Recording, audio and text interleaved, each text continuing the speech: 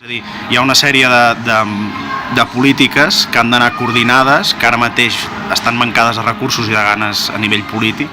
Celebraria que es pogués convertir el Nissan en un equipament públic, però reconec que si hi ha altres prioritats a nivell doncs, del que sigui, a nivell de pressupostos públics, entenc que no s'acabi duent a terme. No fer una guerra civil entre el veí i el lobby turístic, diguéssim, fer pedagogia per una banda, és a dir als veïns tots els beneficis que comporta el turisme, i per l'altra mirar de gestionar i limitar l'activitat turística. Vostè, si vol aparcar al centre de la ciutat amb l'autobús, ha de pagar impostos, o s'ha d'anar a 3 carrers més enllà, perquè si no aquí s'acumulen 4 o 5 autobusos.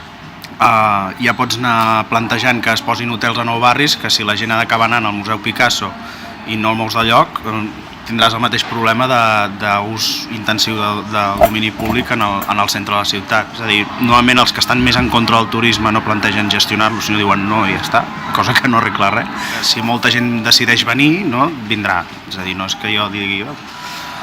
Sí que és veritat que hi ha zones que han de tendir a decréixer i zones on ha de tendir a créixer. Per tant, en general, jo no estaria pel decreixement, a priori, però sí que és veritat que hi ha zones on sí que ha de decréixer el fenomen o ha de replantejar-se.